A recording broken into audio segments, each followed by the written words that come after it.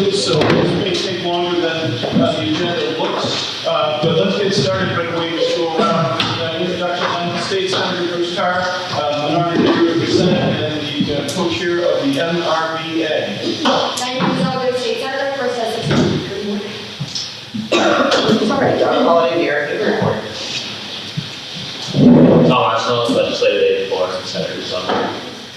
Helen Carley, Office of State Representative Jim Calforce. Megan Duffy, Office of State Representative on here. Perry, original resident. Karen Rosenfeld, resident.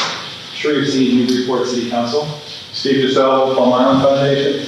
Peter Griffin, Mass Bay's National Storage Corporation. Jeff Walker, Newbury Selectmen. Jennifer Hughes, Mrba Valley Planning Commission. Don O'Connell, Newbury Stormwater. Bill Grillick, Salisbury Beach Drive. Masking, Southwood Beach, Exchange. Work with those at Southwood Beach, Exchange. Julia Galvin, Newburyport Conservation Administrator. Sherry Millhead Climate Cafe, working with high school students. Bill Sargent, Daily News, and I had nothing to do with it. John McCone, Merrimack River Watershed Council. Scott Lundberg, Army Corps of Engineers. Coral Salgado, Army Corps of Engineers. Christopher Colbert, Fire Chief, Emergency Management Director of the City of Newport. Claire T. Looney, our Regional Director for the 6th Congressional District for Senator Ed Markey. Kelly Bolivia, Regional Director to Congressman Steph Moulton. Mike Doherty, Office of Senator Carr. All right. Want to go start to the money? You want to get good? Bill Edwards, resident. Same resident. Megan St. John, resident. Don Belport, resident. Steve Mangan, resident. Steve, good to see you. We haven't seen you in a while. Keep going. Adam Armstrong, Newburyport Harbor Commission. Steve Sachs, resident. Steve Sachs, resident. Marcy Region, resident. Dan Cherney, resident. I think that's everybody, and thank you to our cameraman and to our cable TV coverage as well, and that is in fact everybody. So let's get started right away. We have news on the long-awaited federal work plan for the Army Corps of Engineers, and as usual, the Army Corps is very well represented here today at Army Corps of Engineers Corner down there, and we want to go through what has occurred with that, and I guess the way that I would express it from a 30,000 foot view, there is some good news and there is some bad news, sort of a mixed set of things, and we can go over that, but we still are making progress. And as we talk about the work plan, I want to offer special thanks to the federal congressional delegation, to the foundation for the work of Howard Morrow and others that have helped to influence the work plan, and just for everyone that has been part of this effort, because this is one of the most important guiding documents for the work that we do, and we've all tried to do as much as we could to try to influence that document. So that being said, what I'd like to do is start off with the Army Corps of Engineers, and then I know that our federal delegation representatives would like to add something to that. So, Don, I'm going to throw it your way. I don't know. So from my standpoint, the bad news, I guess, is that neither the Scottsbluff or Newburyport have received funding in either the FY21 President's budget or the 24 plan. But in good news, we continue to express our capabilities, which I know you like. So that's pretty much it for funding. Newburyport, we continue, we're working on the environmental assessment. We have some folks going out in the springtime in May to do some side scan sonar. So we get the near shore sites. I don't know if you guys recall, but we expanded the footprints of those just to allow for some more management of the material use, which takes them a little bit further than either direction. And once we have that data, we'll continue working on the EA and hopefully start engaging the environmental agencies towards the end of this calendar year. So let's break it down a little bit, Carl. So when I say there's sort of good news and bad news, I think that the most negative item is that the SCAMCOR, after a lot of expression of capability, you guys are wicked good at expressing how capable you are. We still did not get that project. But to put that into context, that is a new project. And how many new starts were there? I think there were only 2 in the country. Yeah. So, I don't know the exact number, but it's very small. So there was an incredible competition for new starts, and we didn't get into it. Under that category, our concern was also the shelf life of the project, because a lot of work has been done to tee it up before we concluded in the first place. And would you just confirm, because it's my understanding that all of that work is still viable, it isn't lost, and we can resubmit and tell them again that we're even more capable than we were this year, correct? I have that understanding. Okay, that's good. Now, there's also something else that I think that I learned about a new wrinkle here a couple of weeks ago, and that is that there's the president's budget, and then there's the work plan. So now apparently we have multiple tracks here, and I'm hoping that by the time we're done with Army Corps hour here, that somebody can explain to us those parallel tracks and how they work between the president's budget and the Army Corps work plan. So I just planted that seed for a moment, because I also want to talk about the Mrba River dredge. It seems like not having that in the work plan may not have been the worst thing, because we're still working on the 204. And I hope it's a beneficial reuse of that sand. And if I recall correctly, the 204 study won't be complete until sometime midsummer. That's done, yeah, that's done. So having it not in this, for this year is actually beneficial to us, as kind of doing it summarized. So the 204 project would have been coming up right up to the deadline. So if they were to dredge the river this year, the 204, we might not have made that window. Even though we're driving really hard, it's just logistically, that would have been impossible to kind of reach. So if it does get dredged next fall, everything's gonna be teed up so we can get that sand right from the dredge and use it on the beaches. So that's actually one of the positive news, is that we didn't get it this year, because then that sand would have not been able to be used at Driftwood and Berry, Salisbury, within this general region. So that's actually. So you gotta work with And me, also- nothing to mind the good news here. Also, add on to that, even if we have received funding for new report, we still have to finish this environmental coordination, which won't be completed till the end of the year. So that lays out the whole dredge window, because then we still have to do plan inspect, and we wouldn't be dredging until 2020, winter 2020. So in terms of our plan, we're actually, it's coming 21, lines up both with the 204 as well as the navigation. And preparatory work continues, even now, with the environmental work that's being done. Correct. So in a way, we're not losing time. No. So it's, So if we were to receive funding at the end of the year, we'd be queued up to start the fence inspects in January. it's turning out to be a better Friday than we thought.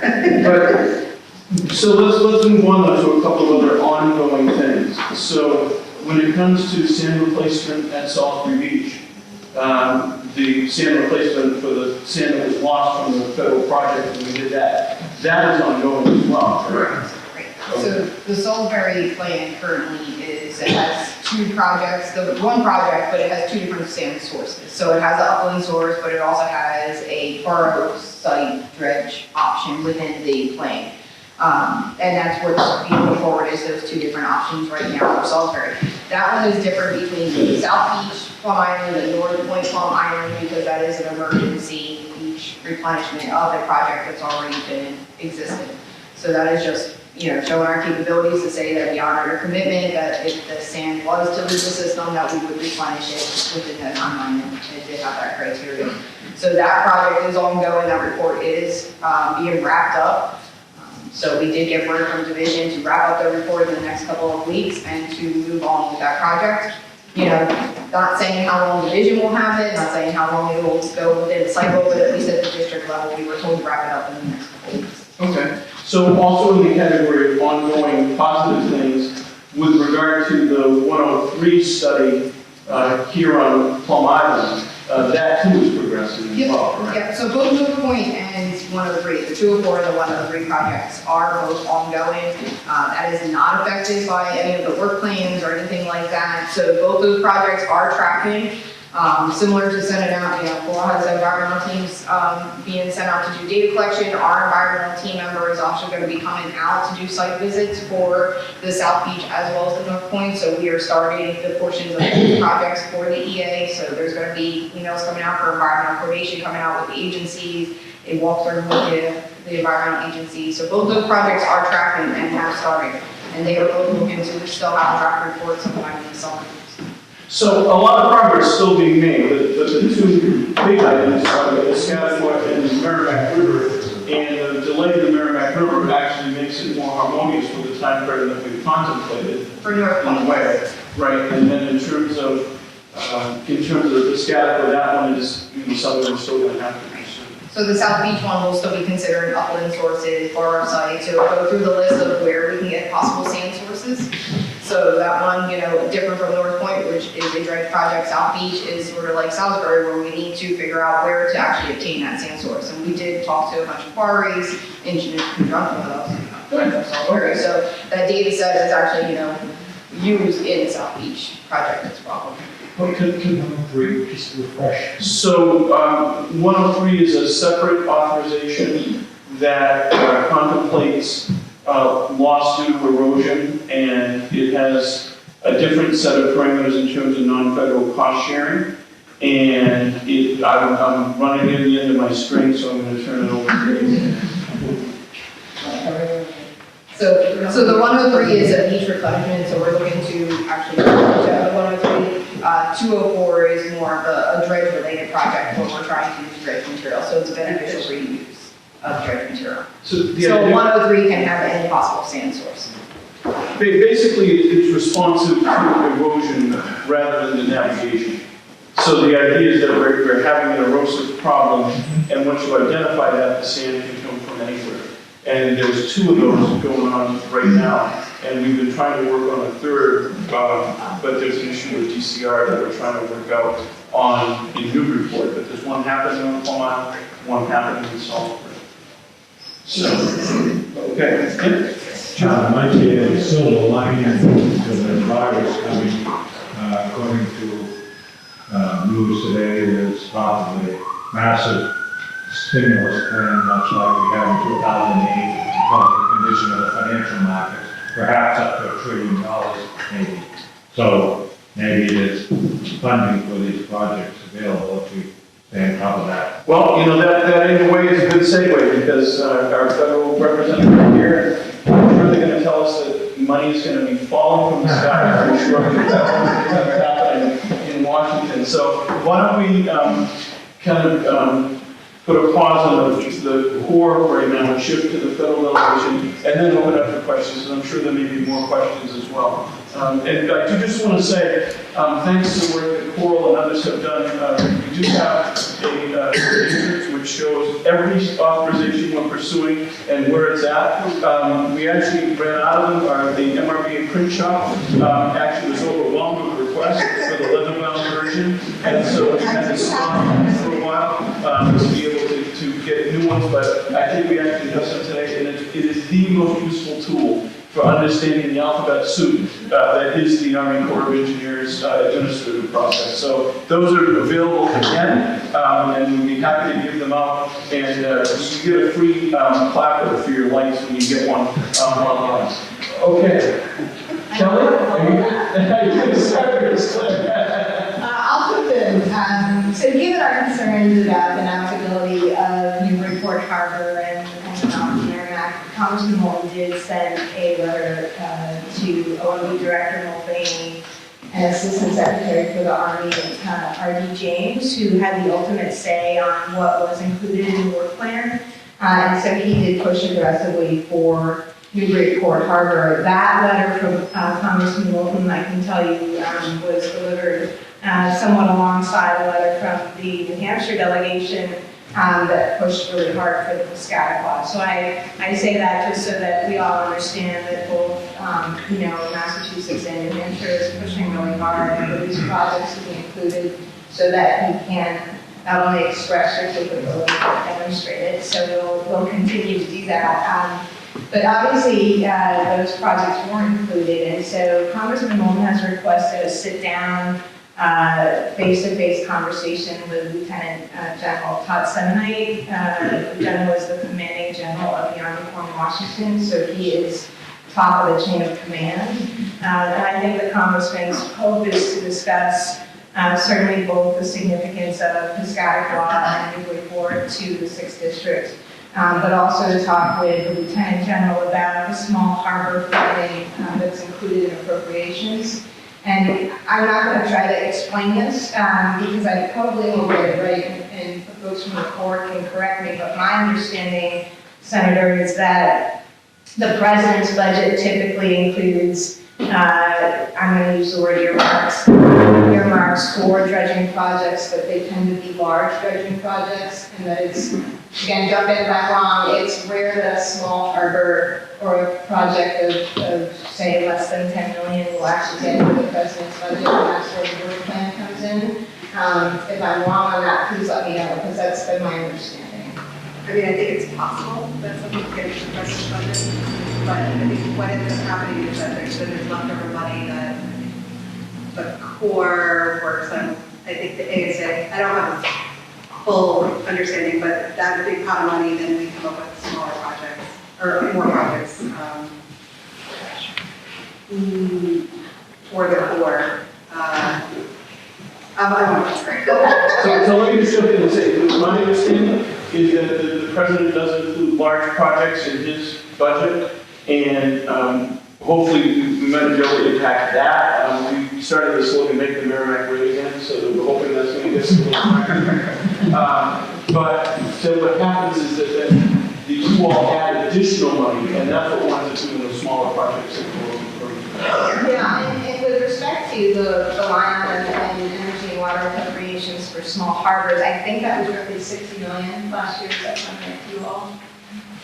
Okay, so I'm going to say I think it was roughly 60 million. And so Senator Markey's office and our office have been talking a little bit about how we also look generally to bump that pot of money, because that is the general pot of money that the Corps has for the work plan for small harbors. Yes. That's Okay. That's all I have. Yeah, sounds right. I think we'll continue to be advocating early and often for FY 2021. I'm sorry, I missed Claire? Did you? No, I'm just, I think I just said that we'll be working to now to be advocating going forward early and often for FY 2021. Okay, and so I guess one of the main questions I wanted to ask is just timing-wise. It seems like there is a possibility that we could impact the president's version of the budget. But what I want to get a sense of is timing for that, so that we know when to, and maybe you can help us in the future figure out what that process looks like. Because it just seems like another opportunity. That it may not be a huge opportunity, but it seems like an opportunity. to impact the President's budget. Yeah. I mean, I know we put together a budget side of the costs, or we expect to express what each of those. But we received, I know the Coast Guard sent a letter, need for nationwide priorities, and Newburyport was on that list. I can't remember the exact number, it might have been even 20, mid-20s. So we put that in our notification, and as I think Wendy's explained in the past, we, like in New England, we submit our capabilities. It goes up to our division, and then they rack and stack everything, and it goes up to our headquarters, and they rack and stack. So, you know, from this level, we feel like we know what our priority is, but everything is nationwide, so it's hard to know, sitting, you know, in New England district, what ends up. If we thought it was our number one priority, it might become a low priority nationwide. So I don't want to get too deep into the weeds here, but when the president's budget is put together, that relies in part on information from the Corps. Yeah, so they'll look at our justification and remarks that we put in our capability reports. Okay. Okay. And that has been forwarded already? So we just, somewhat, we just sent in the 2022 budgets. So we're working on usually 3 years of budget at a time. Okay. All right, so, Kelly, would you keep us posted on that and let us know if there's anything you need from us? But I think that's gonna be a really important conversation, so. I'll look at that. Thank you, and thanks for coming for setting it. I think too, I don't get any information, we do have, I can't remember the exact justification I provided, but, I mean, I can include the Coast Guard's priority, and I guess if there's any other, concerns or, a way to sell the project as, you know, if someone's in Kentucky is looking at this project, how they feel like this could benefit them, that helps.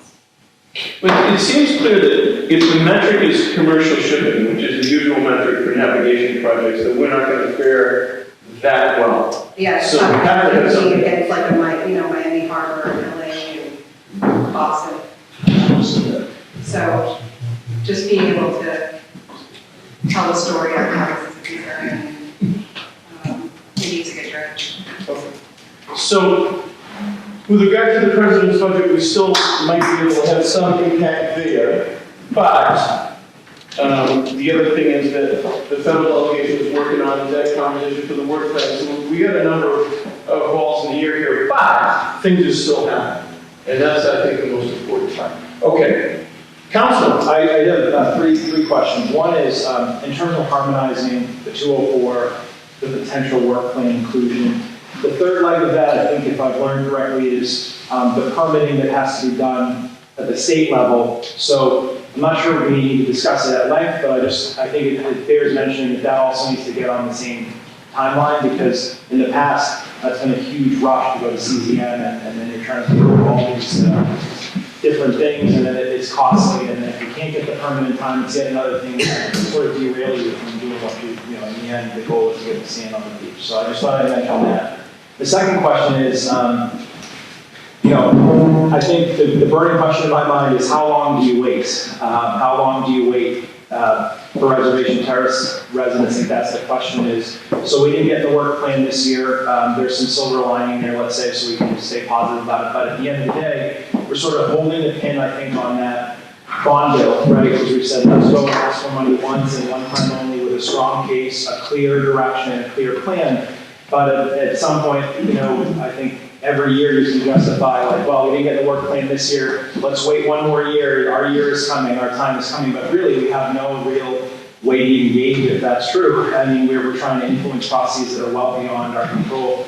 So that's a philosophical question. And the third one, so I get them all out and then we can talk, is I'm hoping somebody who's got longer term experience with this than me can explain that this is the path you do when you need to dredge a river, because to me, as a relative newcomer, even though this is my 5th year at this now, it feels like the small harbors are just not a priority, and that they're never going to be a priority again. And so are we sort of tilting at windmills, thinking that is the Army Corps, and it's not you, it's just as an organization, is this just never going to be a thing? And are we saying basically these small harbors now fall to the state and the local municipalities to deal with? Or is this because I understand from talking to folks, and again, anecdotally, that the river was dredged fairly regularly for a long time. So every 3 to 4 years, it would just happen or something. I don't know how it happens. Dredge ferry comes and happens. Now we're 10 years since the last dredge, and we're effectively begging, right, every year we're trying to make the same case and say, yeah, we don't have fishing anymore, we don't have commercial, but we have an economy based on this, and for new reporting, there's a tourism based on this. So those are maybe philosophical questions, but the practical question is, when do you move on and say, okay, it's basically it's on us, for better or worse, we like that, we don't like it, it's the reality. So I feel a little bit like Rodney Dangerfield in going back to school when he was asked the one question in 27 parts. So I'm going to try to keep up with this. No, it's okay. I'm going to try to keep up with you. So with regard to permitting, I think that's a really important question, and I would like to have a refresher from the Corps. When we did the last 204 project, was it the Corps that did the permits for the placement on the beach, or was it the state? I think if you, well, I'm just looking at this handed in Okay. sheet here. Yeah. So for 204, it says permits to be obtained by the Corps are water quality cert and CZM, and then permits to be obtained by the sponsor are the Chapter 91, NEPA certification, order of conditions. That's it. Okay, so this is a really important point. We need to make sure that the wheels are turning on those permits. But again, it may be another reason why the additional time is helpful to complete the 204, because until we get some sense of direction from the 204, we don't know if we're going to need to get those permits. So there's a little bit of a chicken and the egg thing, but I think it would be very helpful for us to talk to the state regulators about why we need to get the process started on those permits. So Another thing that I'm seeing on here is the funding responsibility, the feasibility study, which is being worked on right now, is 100% federal. But then once you get into design and construction, there's a responsibility for 35% of the sponsor plus any So in terms of permitting, it's a really good point, and I think we need to pursue it. With regards to the question about how long that we wait, it also ties into the sort of the we only have so much money issue, and that is, it's hard to envision the state funding any of these things on its own. So we have to wait until an opportunity to partner with the federal government, either for the Piscataqua or the Merrimack or both.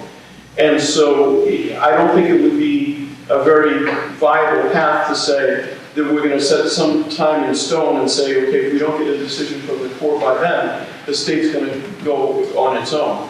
And part of the reason for that, and we have this on as new business today, is that the state dredging program just announced its most recent solicitation for proposals, and the entire program is only $3 million. So I don't envision any way that we can do this without partnership with the federal government. So we have to wait in terms of those things. Now, there are other things on the agenda today about more immediate solutions that we can do up at North Point. But in terms of the waiting for the feds, I think it's a necessary thing, because I don't see us being able to come in with the kind of money it would take to dredge the Merrimack and place the train on the beach. And in terms of the Piscataqua, I don't ever see us, trying to recapture New Hampshire and taking that project over and using all of our state money. So those are the two opportunities on the table right now. Yeah, if I may, the only thing I would say is just, I'm also trying to rethink about, we spent the money on the dredge, having a dredge program, an in-house, let's call it dredge program. And we got some results from that. I'm just saying that, maybe it's not black or white, right? It's not the feds or the state, but there's something in the middle where, we are going to end up taking responsibility for these 2 to 3 year maintenances that are actually doable, and maybe the economics only work if actually the state owns 2 dredges at the state. So we've been talking about the Cape Ann, right? And you do the economics there.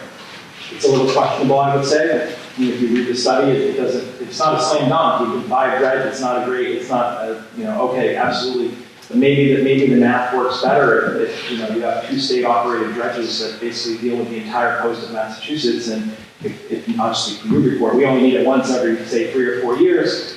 And everybody needs it once every 3 or 4. It could actually, it's a capacity utilization question. Then you can use it all the time, and then actually maybe the money works. So one of the things we did in the environmental bond bill is say that the money that is paying for the dredging grants could also pay for the acquisition of equipment. So we did open the door to that possibility. I don't think we've looked yet at the 2 sort of larger, one north of Boston, one south of Boston, kind of dredge things. That's certainly something that we could look at. But I do want to get to the last point, though, Sharif, and that is, with regard to the viability of small projects, it isn't necessarily the case that none of them happen anymore. The Mrba is being dredged. Well, they just finished the dredge for this year, so that happened, and we did get the Merrimack dredge. The difficulty is that they don't compete well, so when they happen, they tend to be more of an anomaly than a routine thing, but they do happen. And the other thing that the federal delegation has been working on is the federal authorization for small projects that comes in its own legislative package. And I don't know if Kelly wants to touch on that or Claire, but there is another authorization where the Congress also sometimes says, okay, we're going to bundle these small projects together and we're going to give them a separate pool of money.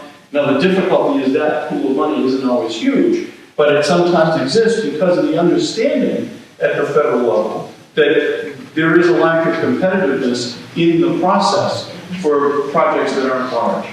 I don't know if you know that. Yeah, I mean, Senator Markey and Congressman are working together to see if we can increase the appropriation for small harbors. But again, I think what makes it so complicated is that, you know, when you look at, for example, the Piscataqua, that's a new project, whereas Newburyport is not. And so the Newburyport is going to be competing for small harbor dollars, but that competition is probably going to be less fierce than the New Start competition because they only get 2 new starts a year. So there's several challenges. One is, you know, there's never enough money from the federal government. We recognize that. But the second is just the process by which, you know, new starts get funded through the courts. It's beyond competitive, correct, for a new start? Yeah, we only get 2. Yeah, I don't know the total. But if I may, I mean, I think that that's the whole point, is that it is competitive, which means it's not considered essential, and it's not a requirement. I mean, the Army Corps, or let's say the powers that be that fund these things, don't see it as an obligation, and we're sitting here thinking, it's our river, you dredged the path to maintain it, it's your obligation to continue to maintain it. I think there's a disconnect there, and that's tough to talk about, but I think that's the reality I feel like I'm contending with, personally thinking about, is that we're having a disconnect. We think, of course, the river must be dredged. It's a river, and they're thinking maybe it's dredged. And I don't know, how long did Anasquam take to do this whole thing? Like, was it also 10 years to get, you know, the ball rolling, compete, you know, have a parade, and then you say, look, we're a really great small harbor, we really deserve this. So I think there's a big disconnect there, and that's not just the sand requirements on Reservation Terrace are one bucket, but there's also another nexus to Newburyport, just in general, that our harbor function for us, for the purposes of the city at large. So I want to say I'm not just saying it for reservation, although that's the most pressing need. It's also important to us that our harbor function. So I'm going to give you a diplomatic answer to the Anasquam issue. It took a very long time, but it accelerated at an incredible pace when we began this kind of process. We made a huge difference. Steve? Can you comment on how the fact that the dredge would be aligned with a 204 helps or hurts or doesn't matter to a work plan decision? I'm not sure I fully understand. So we understand that the approval of its maintenance dredge, right, is an independent decision to the 204. But you also said that there are many criteria that come into deciding who gets a maintenance dredge. So many maintenance dredges do not have a 204, right? They go the old school way of just dumping the sand near shore. But this particular project has a 204.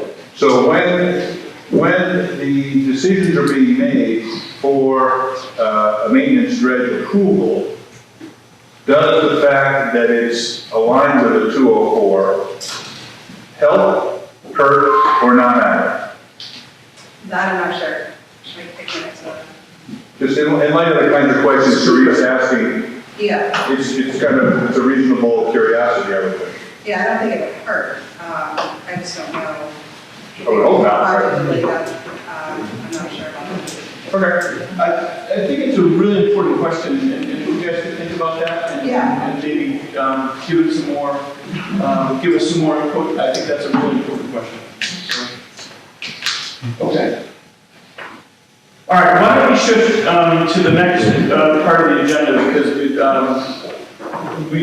we're sort of going in that direction anyway, and that relates to the issue at North Point, or Reservation Terrace, as we locals like to call it. We understand that there's a tremendous amount of urgency here. We also understand that we are very deep into the erosion season. We're almost looking for the depletion season. We haven't been able to do a whole lot. So we understand the urgency there. I would say the mayor has really been sort of galvanizing the effort to try to do something so that we can get some sand out there, which seems to be our best option.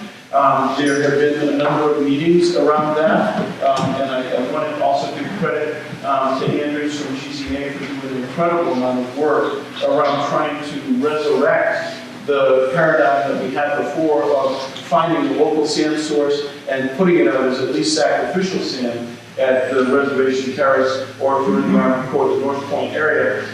So what I want to do is just go through a distillation of what the options are that we're looking at. If that's okay, Madam Mayor, then I'm going to turn it over to you. But we have had all the parties at the table, and we are trying to identify options that we can do right now while we continue to work on some of the federal issues, because we all understand the urgency of this.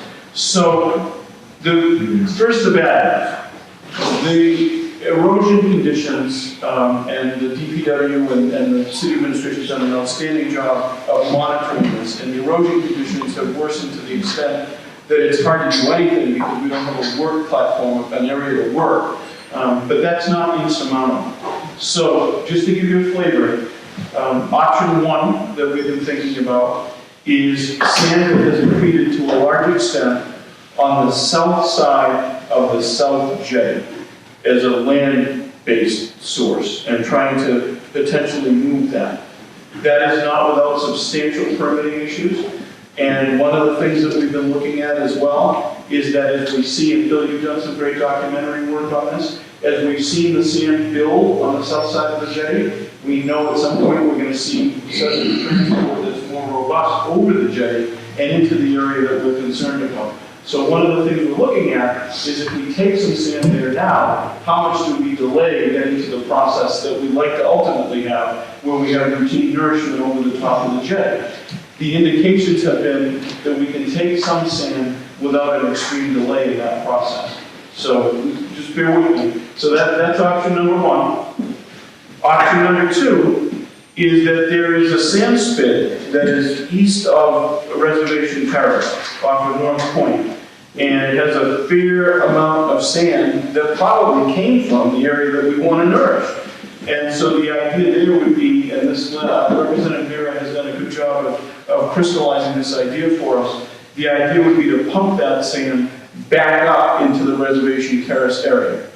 The advantage of that is that the fact that we don't have a lot of room to work doesn't matter as much because we're pumping the sand from the water up onto the beach. And so that we think has a lot of potential, and that would require some core permitting as well as state permitting. So we've begun to talk about that. Option one does not require, we don't believe, any Army Corps permitting because it would be all about the mean high water mark.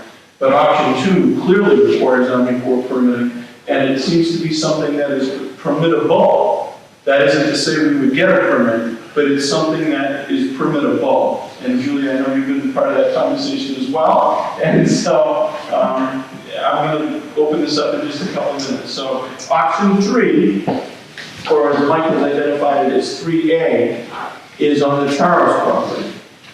And that would be to dredge the sand that's under the docks. And we did that once, and that was permitted. And the thinking now is that it could yield a fair amount of sand. I'm going to go on a limb and say maybe 8,000 cubic yards, maybe 10,000 cubic yards. And the issue there is trying to figure out how to revive the permits. And so that's where Anders has done a particularly good job of helping us understand what we have. And Julia has done that as well because the city issued an order of conditions to do that. So we spent a fair amount of time, I think it was last week at Newburyport City Hall, discussing sort of where that all stands so that we could resurrect it. And then the last item is option 3B, which is to take sand that's accreted on land near the Charles property, as we did before, and move it to the area of Reservation Terrace. And I'm going to be very diplomatic about permitting on this. There is no requirement of a Corps permit, again, as long as we stay above mean high water. However, there really isn't a permitting process to exist for what we did. So we're in uncharted territory, but you know, the mayor has led us over this hurdle before, and we can go into uncharted territory again. So I'm going to stop there. Julie, I had the sense that you wanted to comment on this. Well, no, because it's in 3A and 3B. So I would want to, Go. Because if you recall back, I have updated, I think this was before, back in November when we brought Mrba Yes. into, start meeting with us and do a site visit and show them what was going on in terms of the erosion and, had been working with Samantha Phillips and her team and that, and they potentially could help us with a stockpile of sand. Okay. So they're, that's something that we talked to them about and waiting for just, I guess, the appropriate ask. But we can't stockpile sand if we don't know what we're gonna do with it. How we're gonna get it back. So that's one other potential that we've been working on also. So the chart was updated as we speak, Madam Mayor, with that new news. So, go ahead, Steve. I just clarify, I know at one time we had thrown out the idea of sheet piling, and is that discarded as a not viable option? Well, it's not on the table right now because of the difficulties in permitting that kind of a structure. It has still been part of the discussion, but because of the nature of it, it has not made Fair it. enough. So, and I think it's good for everyone to know that the scope of considerations is broad, but to be effective, you've got to choose the ones that you think have the highest likelihood of moving forward, and then these are those. And let me put it this way, the things that I just outlined are things that we think we could do within the next few months, depending on some other constraints. And I'm sure we're gonna come up with others that have been thrown out over the years, but you need to be focused, so that's great, thank you. But I think it's really important to characterize this the right way. Sheet piling is part of the discussion, but it hasn't made the sheet yet. Got it. Okay. Thank you. Yeah, Go ahead. there's a lot that we could do, if not for the permitting obstacles. Yeah. And that's a bit, sheet piling would have potentially insurmountable obstacles to permitting, I think. But, these are the other, so option one, the treated sand south of South Jetty. You could look at that as similar to the permitting issues associated with taking the sand from the Charles Beach. But like you said, there's really no permitting mechanism to do that. So for either of those, it's not allowed under the Wetlands Protection Act. So you would have to do it as an emergency measure like we did the Charles sand movement, and get DEP and CZM and everybody on board with us doing that. And then potentially the commission could issue an emergency certification for something like that. That's the only way to get option one or option three, option 3B done. Option 3A is a great option, I think, dredging into the Charles Dock. It could yield a good amount of sand. And we're nearly there with the permitting, it's just this Army Corps permit. Everything else has been received and is still good. It's just the Army Corps permit, which they basically need to start from scratch and thanks to GZA. Is Andrew here? No, they couldn't make it. So, but, GZA can start working on that, and maybe next fall, maybe that kind of dredging to get that thing. So I just don't see anything that can happen in the next few months unless we purchase sand and put it on the beach. So there are a couple of timing issues, right? So doing the dredge for the Charleses doesn't make sense unless it's spring, because in the fall, they've ceased their operations and they really need to do this to keep the docks clear. So that's one issue. And then the second issue was plovers, which can or may not be an issue. And the third is the National Heritage and Endangered Species Program, or Natural Heritage and Endangered Species Program, all of which would be very difficult to navigate before April 1st. So we do have some timing issues. That's a very good issue. Although I think that the natural heritage with the dredging, the natural heritage issues have been all worked out. It's as long as they get it done before April 1st and or after August 31st, then really everything except for the is good. But yeah, so fall's not ideal for flowers because they'd love to have it done in the spring. So that would potentially put us at next spring. So before I go to questions, I just want to give the mayor an opportunity to say whatever you'd like to say. No, I thank you for following up with, in terms of the permitting process for the Charles, because I think that is a viable source of sand. And the other option is for us to start aggressively pursuing Mrba and see if we can get the sand there, but then the problem is how do we get it back on the beach. especially since you're talking about coming from the water side to pump sand back onto the beach, and I don't know where we get that equipment, I don't know who pays for that, I'm disappointed PCR isn't at the table today.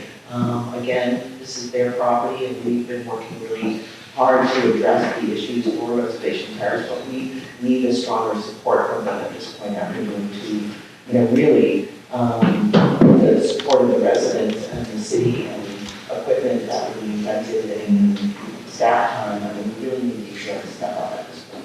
And I think the most immediate thing that could happen is that MEMA could come through with giving us what we requested, which was not a lot of sand, but sand that would, and the labor associated with it, potentially.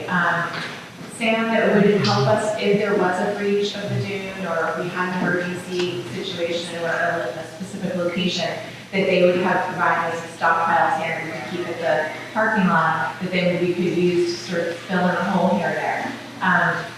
And if they can just get us that's small money. We only asked for $5,000 for the sand, and I think our total request, $20,000 for labor, and another $2,000 for sandbags for people's homes. $27,000 is all we're asking from MEMA, and they indicated that they are willing to entertain it, so hopefully they can move on that. And I would point out at our last meeting in City Hall, Ron Barron had a really good idea that maybe we could use the federal property for storage up there. So We had the parking lot to use some of those spaces, we put it across where they closed down. Do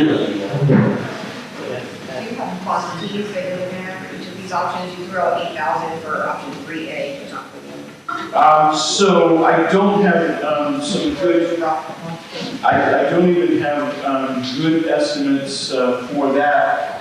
That's something we need to continue to do more work on. I would estimate that the sand spit, so option 2, is probably at least 10,000 cubic yards. And one of the issues with that is trying to move that much sand, because the Charleses have indicated that their dredge is not capable of that kind of project. So for instance, if the Carrot Top happened to be in the neighborhood, maybe people would like to make a port visit to Newburyport. At any rate, so that one could be substantial. Under the docks we mentioned, on the beach, how much did we move last time? Because, you know, 20,000. 1,500 cubic yards, something like that? Yeah, it was 600. Yeah. No, more than 2,000.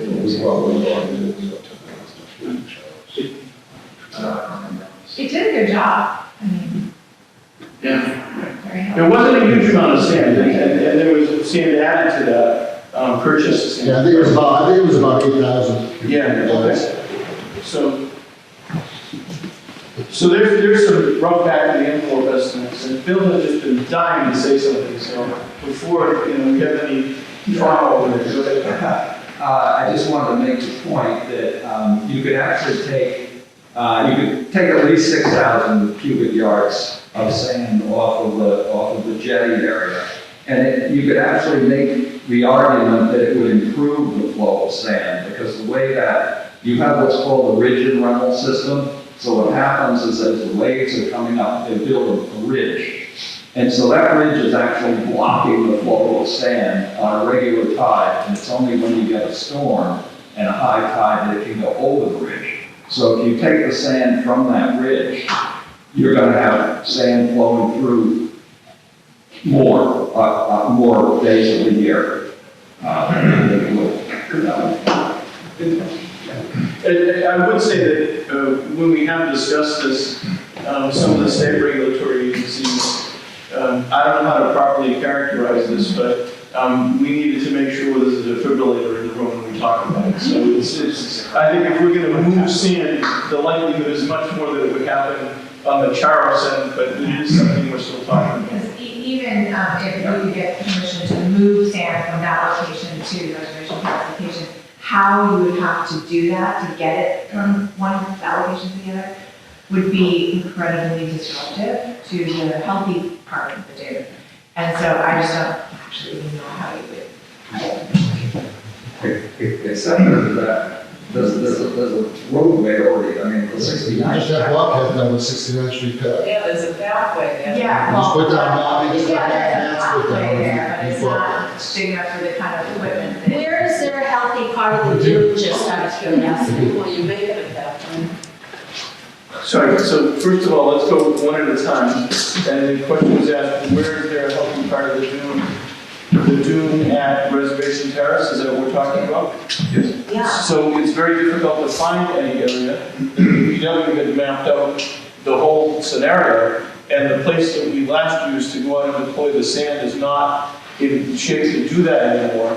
So the discussion has been about trying to sort of recreate a ramp out from that point and then gradually spreading the material. So it would be substantially more challenging than the last time we did it, because the last time we did it, we had a natural platform to work from. I want to follow on that exact point. So, thinking about, okay, what trips you up on this? One could be permitting, one could be money. But the other one is, what is the minimum viable amount of sand to make this a project physically? So, as you said, basically you've got a steep start. You don't have the place you had. You can't just add to something. You essentially have to, you're starting with nothing. Let's maybe not that bad, but maybe that knocks out some of these choices if they can't give you the amount of sand to get the minimum viable project. I just want to say too that, the Mrba sand should be emergency sand. I mean, we should get like, between 27 grand, I hope we can find a way to float that, put that sand down at the mosquito buildings that we're talking about, and then just leave it, because we have depleted our emergency supply. That's much closer to where the most likely emergency is, so that should happen, but I think they should happen too, in addition. So, you get that for emergencies. But if all is, does 10,000 cubic yards give you enough that the physical work can happen? Or are you just dumping it and it's falling back on the street, which doesn't, then have its own challenges? So one of the risks of sharing with you this working document is that we don't have answers to some questions like that. And here's why. Because, and you've already identified it, when we had the sand the last time, it was contributing to an existing system. But now we have to begin to rebuild that system. So it's an engineering question. And one of the other challenges that is not necessarily on the sheet, but we are going to need to have engineering on any of these options. And who's going to pay for it and who's going to do it are very important questions. Now, as to who's going to do it, the logical direction seems to be GZA, but as to who's going to pay for it, that's an open question. And so in the past, the Charleses have funded a lot of this on their own. Many of us do not believe it's fair for them to continue to fund that engineering work on their own in the future. Again, all of it. So we're having that discussion as well.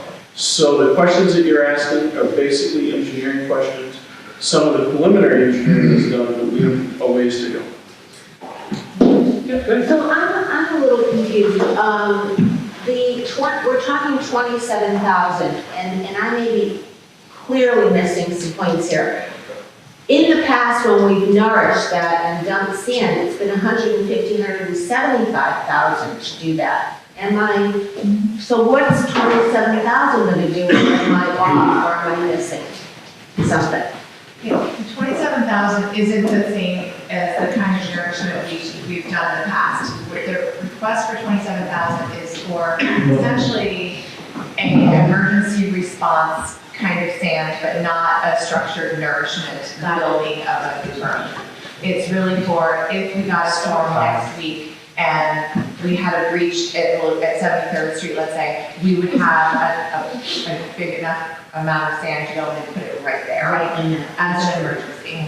Because the It needs it now, it already reached. Yeah, 150 was a sacrificial thing as it was, so, okay, thanks. So It's a smaller bit. So who pays if it happens, if it's an emergency?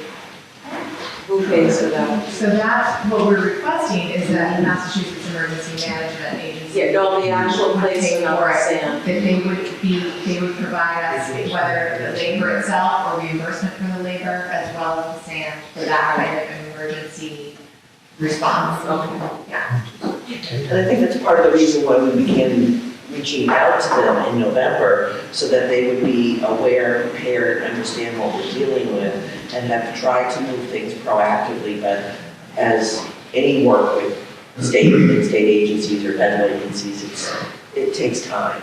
So we're hoping that we can get some answers, within the next several weeks, that we can, get some sand over at the old mosquito site. To her credit, the mayor has been pushing very hard on this for a while now, along with the legislative delegation, Representative Kelcourse and Senator Zoglio, and Representative Mrba, even though it's not really his district, has been very, very helpful because of his understanding of construction methods and practices. So it's been a good discussion, and I know I often say that, and the logical question would be, well, why isn't the sand out there? It's because the challenge is still pretty substantial. We are going to continue to push forward.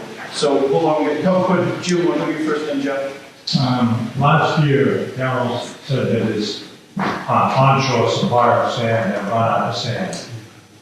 In case we need to go that route, do we have, or do we know about the suppliers of sand in the local area that can avoid? I have heard that we do. I don't know if anybody else has any other thoughts about that, but I am told that we could purchase sand needed today. Jeff? Granted, the permitting might be tough for the chairs, maybe for the spring, and that's probably not what should happen. But we always think of putting the sand in place. But if the chairs are willing to participate in that type of bridge, it seems that parking lot is maybe big enough, we should be actually trying to maybe store some of that sand for that emergency purpose. Instead of, if we can't really deploy it, at least get it in place for that emergency, because. But then we all need more permits, we need to start the next permit. We need to, and they don't anticipate getting that permit in place until the fall. But I'm saying, as we go forward, Right, yes. we should be storing it. Sand is expensive, I don't know, we stored some here, but we were able to have it, so, maybe at the end of your parking lot down there. Clarifying point, so what I interpret you're saying, Jeff, is that. Stockpiling sand. Right, but a project such as that, where you're taking sand from the Charles property and placing it at Reservation Terrace, is the permitting issue with the first step, or the second step, or both? Because what you're suggesting, you're implying that it's on the placement, not the extraction. Well, that's a really good question. But, it does raise the point that if we're hung up, can we at least, even though it's economically inefficient, it may still be beneficial in the long term to at least extract what you can when you can, find a place to put it, whether it's in the parking lot or the mosquito building, and then deal with the placement piece secondarily, whether on a permitting or emergency basis, right? So just. Steve elaborated nicely, but it's just the fact that if we have the chance and we have people who participate with the dredge that are so nice to do this, it's crazy not to be stockpiling sand. And, maybe next year, you start early and get everything we can, because putting it on the ground is at least where, your trucks can dump it if you need to. I think that I think that it's an excellent question in terms of, is it one permitting process or two? There's a dredge, that's its own permitting process, and a placement is actually also a separate permitting process. And we've been able to use the existing DCR permit that allows nourishment of that area of Reservation Terrace as the sort of place where we put the charred sand, because that's has an open permit. If we were to try to put it anywhere else, we'd have to start a new permitting process for the placement of that sand. And so we've been relying on this DCR permit for a while. Things have changed a lot out there. It's the good question as to whether or not we continue to be allowed to just put that down without new surveying and new engineering and permitting. Hopefully. Maybe not. DEP, I think the Conservation Commission would continue to allow it to go forward under that permit, but at some point DEP may say, you can't extend this thing anymore, or the conditions have changed out there so much that this isn't the same project anymore in terms of where you place it. So, for now, fingers crossed that we can keep doing it. But. So, but again, the issue is right now, doing the extraction within the time frame that we have is probably not going to be possible this spring. So it isn't as if we could go out and take out the sand right now, and the problem is we don't have a place to put it. The difficulty is we can't get the permits in time to do what we need to do for right now. So, go.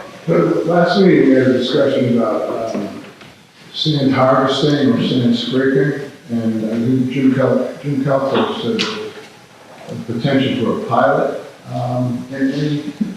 We're continuing to push that discussion, and it takes two parties really. It's going to take DCR and DEP in both of the sites that we're talking about. Representative Mrba has made the observation that what we're talking about doing at Reservation Terrace is substantially similar to what we've talked about doing at Salisbury. And whether there might be some economy of scale in trying to permit those things simultaneously, but we still have not gotten anyone to say yes. So no traction with those groups? Only to the extent that they're continuing to engage with us in dialogue, but I cannot give you more of a hopeful outlook than that.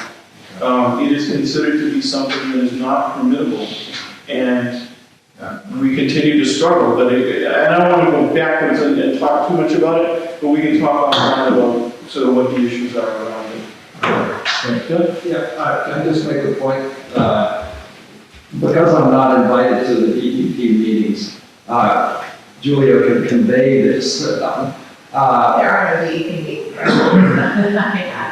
Well, whatever the meetings are,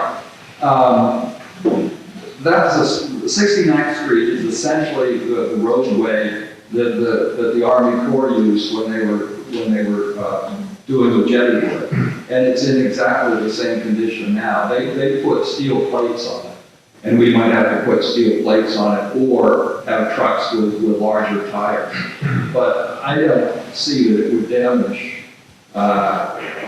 any of the, I mean, it's not going to affect that sand that's there. It's not going to affect the wind.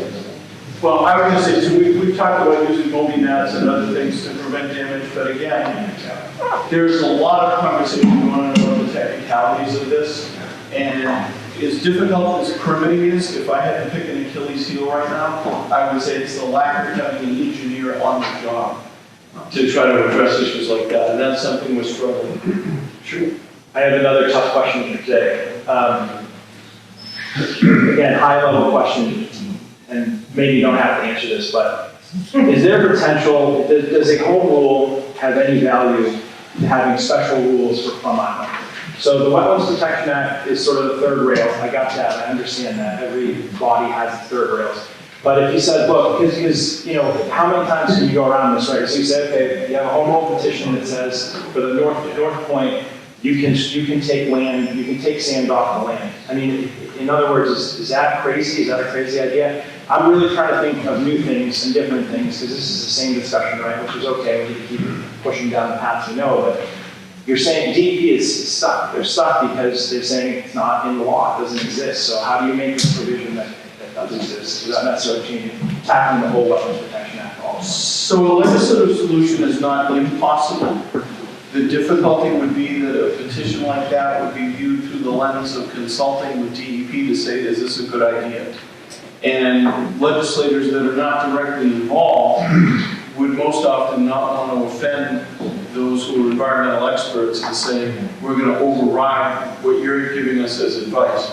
But one thing that could produce is a very thought-provoking conversation at the state level about doing what we've been doing and not getting results. Well, yeah, we can talk, if you think, I mean, that could originate on the new report city council, if you felt there was some way that there's some value, if only to get a discussion going. I think that's a good discussion for the legislative delegation to have with you. Yeah. And with the mayor. Steve? Your point about engineering, so I believe we heard at the last meeting that Ralph Silva was re-engaging. And that was very positive, because not only is seniority, but he's an engineer.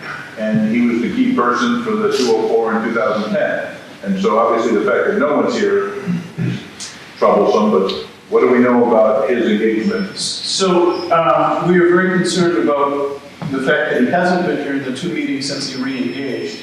And I'm being polite. Yes.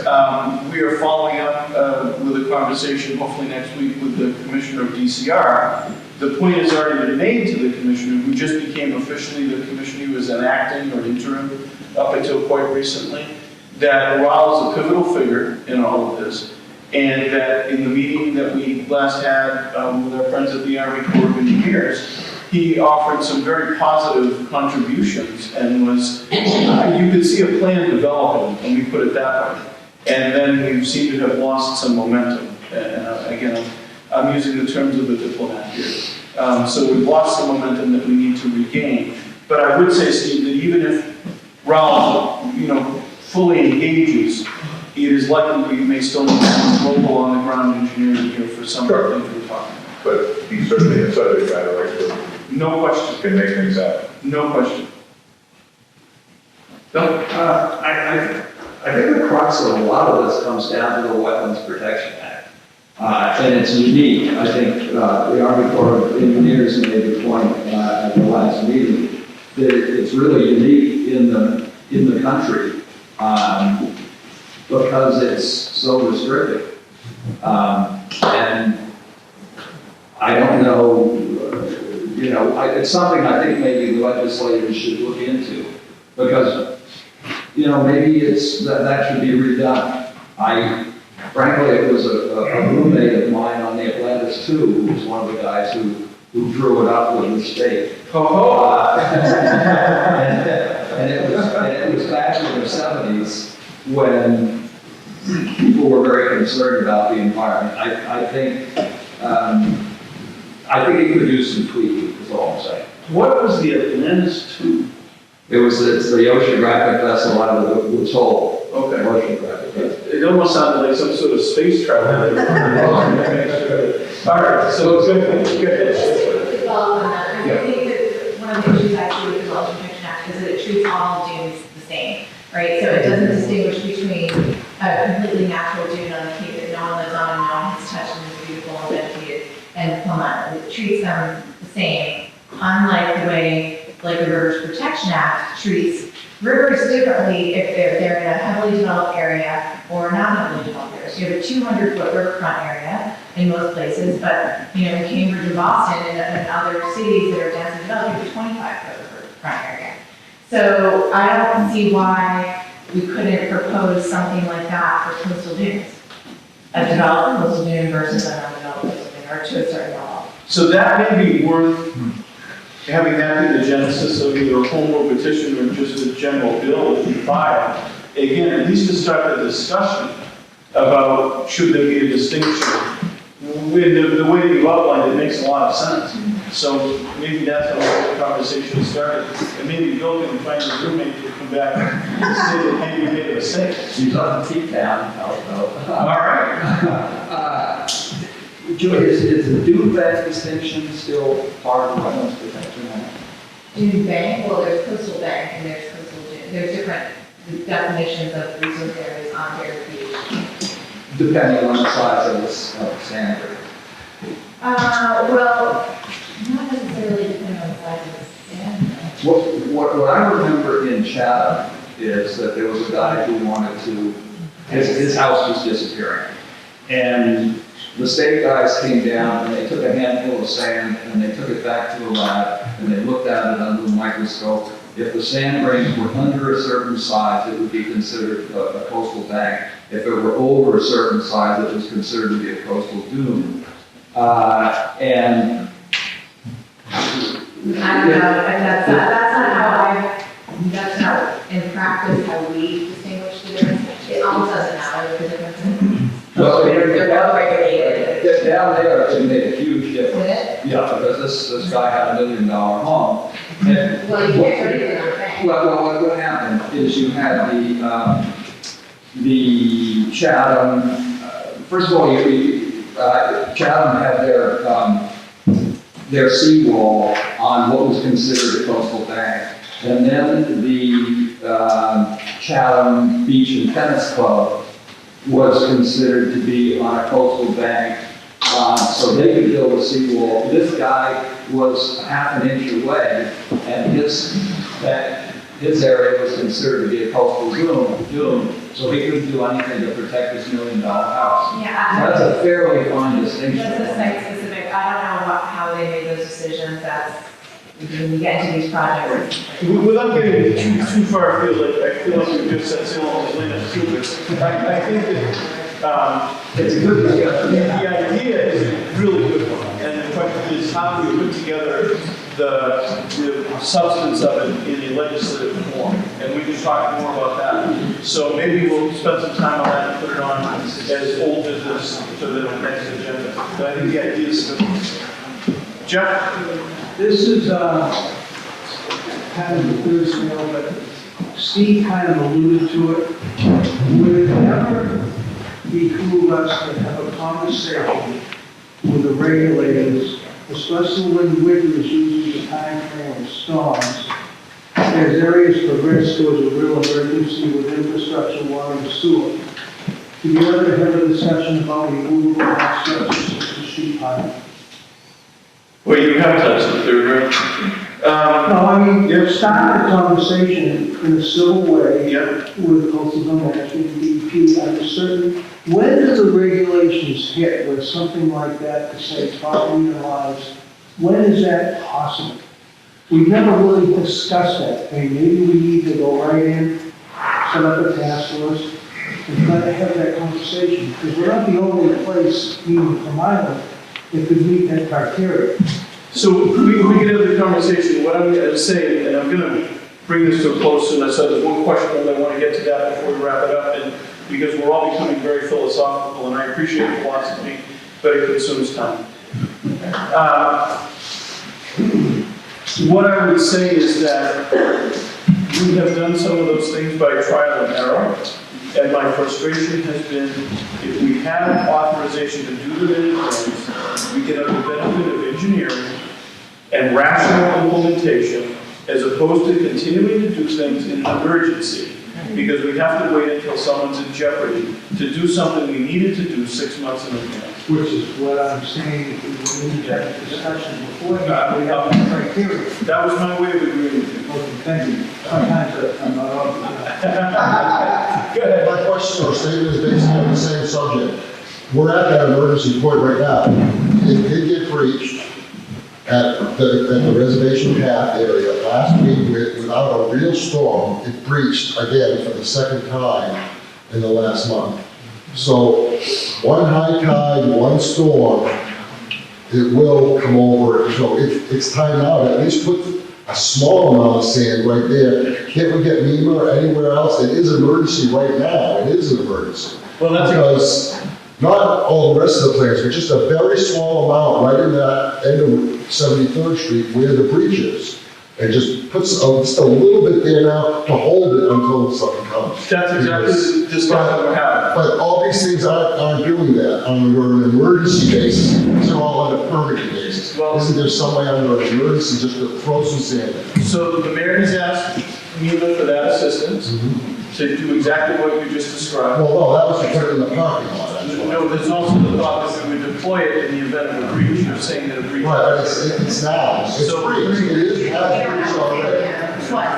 So, all right, let's just dissect this a little bit. If we were to get the sand from Mrba tomorrow, my understanding is that the request that's been made by the city is to get the sand and have enough financial resources to deploy it. If that were tomorrow, then it could go to that spot, correct?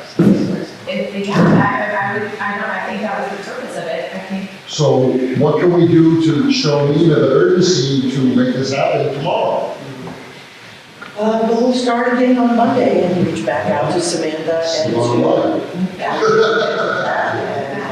This weekend's storm might make it Well, luckily, the tide of the storm and the high tide is a little in our favor, luckily. I watched it before. You could take photographs, because I'm not really sure what you. I have them right here in my phone. When you say it breached, do you mean water can go over the Yes, top and down? and wash sand onto the pathway It's down. not that. Yeah. It's not that. So if you, just to reinforce our case to Mrba in terms of getting this sand and office for both of these. If you could have photos of when that's actually occurring, it'd be really helpful. Because they're in Boston, they're not seeing this. Yep. That would be helpful. If you can share it with us and get more, that would be super. Email them. I sent those 4, but I'll take some more, yeah. Okay. Did you get those, ma'am? Did you get the ones from him? Unfortunately, I just don't have a picture of when the water was actually breached. I wasn't there when it was breached. That's what you need. So, Alright, so everybody have your phones ready, be out there, take pictures, and get them to me.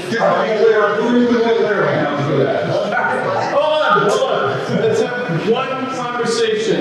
So, You Steve's asking, who do the pictures go So to? call to action, Senator share live photos, who's the clearinghouse? The mayor. The mayor. Everyone have a picture? Holiday, Yeah, great. not there, have my internal. Yeah. Get as dramatic photos as you can. did you not, can I make a request? Julia and I sent you a few days ago, Sharif, did you not? Alright, so. Yes, I did. Alright, hold on. Let's try to go through the chair, get the pictures, send them to the mayor. Right. We'll redouble our efforts with you. Alright, Bill, do you really want to get into the bill business? Alright, so we're gonna put a hard push on, try to get some sand, try to get it out there. Again, these things unfortunately take more time. I think that there might be a little revolution in the air with the idea of this legislative approach, and personally, I kind of like it. So we could talk about that a little bit more. We've discussed a lot. Thank you, everyone. We appreciate it. We will schedule the next meeting as soon as we can and get it out to you and circulate information. And as the mayor shares with us the pictures, we'll share with everybody else. Peter Pittman, last word. Last word, back to the question, is there any significance that Fred Ronnie is not here and CDM is not here? Now, Ronnie had another commitment, no significance. CZM, we'll talk about that.